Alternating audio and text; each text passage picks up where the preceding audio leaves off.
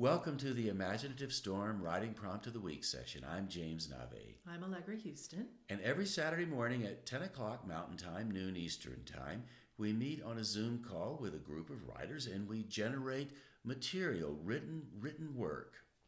In 10 minutes. And really quite extraordinary work often in 10 minutes. One of the people on the call, a guy from Rwanda actually, he literally dials in from Rwanda, said that he wrote more and better and more interesting material in 10 minutes than he could write in an hour. And the way it works, we offer you a sound file or an image file and ask you to generate in 2 minutes words or phrases based on your emotional response to the sound file or the image file. So today we had a sound file we offered up. So what we would like to do now is offer you the sound file. And Allegra, you want to tell a bit about what to do with it once they start to hear it? So yes, we will. Before I do that, though, I will also say, if you would like to join us, this is not an exclusive group that meets on Zoom every Saturday morning. It's an inclusive group, which might include you if you would want to join us. And you will find that Zoom link at imaginativestorm.com. Please do join us. It's really fun. So this is what we do. We give you the prompt for 2 minutes and ask you to generate a list of words, random words, whatever words pop into your head or short phrases. They don't have to have anything to do with the prompt. They don't have to have anything to do with one another. Keep them as a list. Just write them on a piece of paper. We are going to encourage you to write by hand and not by computer. And if you want more on that, check out last week's video. I won't repeat it all. Generate a list of words as you spend the next 2 minutes listening to this piece of music.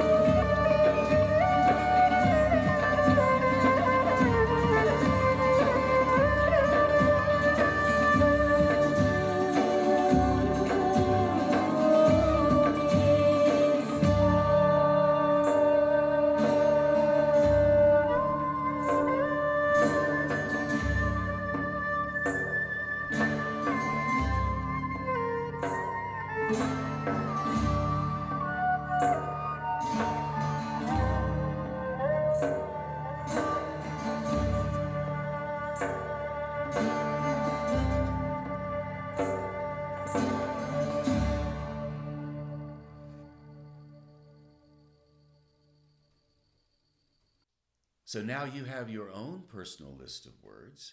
And on the Saturday morning call, what we do to create a community list, we go around and ask each person on the call to give one image or one phrase from the list. The lovely thing about this is that this community list has the energy of all the people in the call on it. We give these words or phrases to one another as a gift to use as you like or not. There's no plagiarism involved. And you can then, have the help of other people's imagination and not just have to rely on your own. So here is our community list of words from this morning.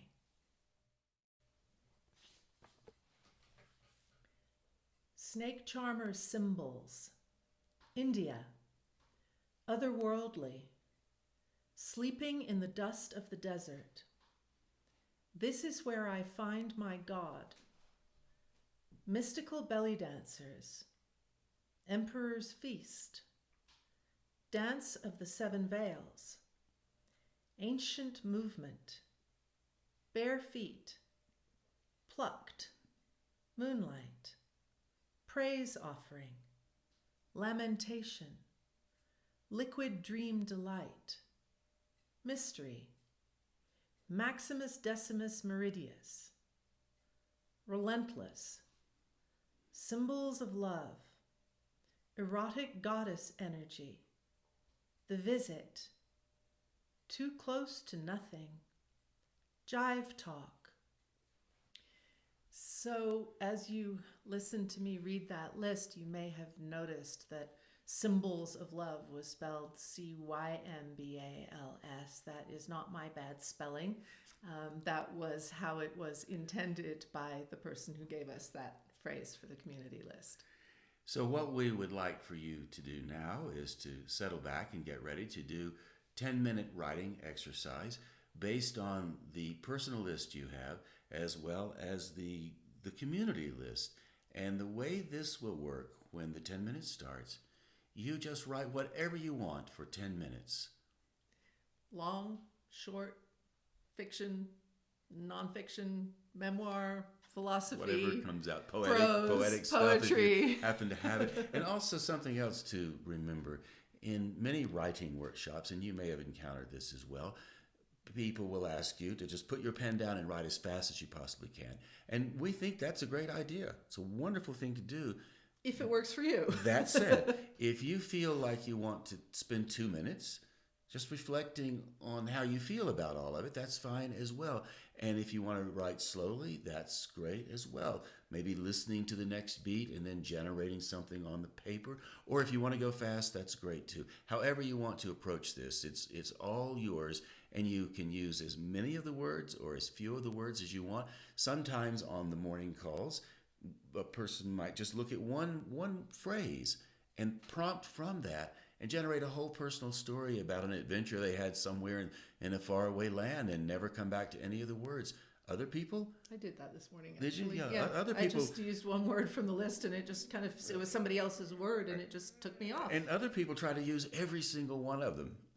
Sometimes they make it, sometimes they don't. Point is, it's your style, it's your approach, whatever you want to do.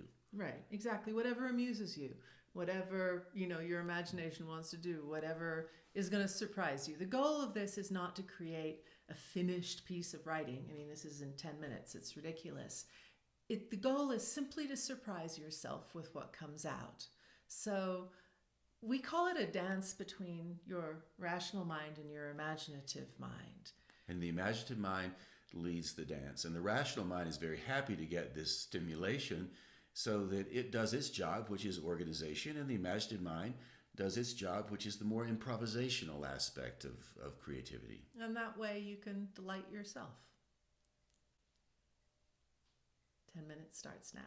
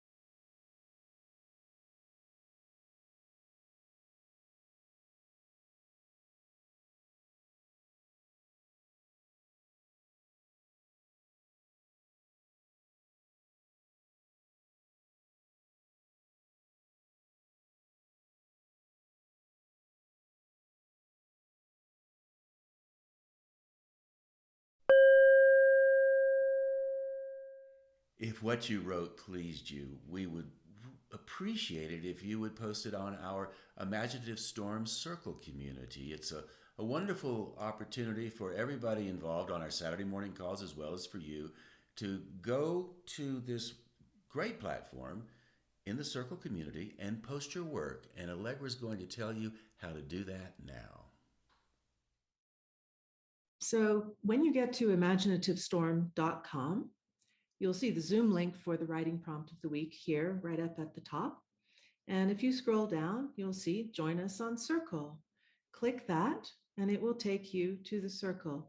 If it's your first visit, it will ask you to sign up. That's free. You can use your Google or Facebook ID or create a new ID. And then you will end up on a page that looks like this. Over here on the left, you'll see the prompt of the week.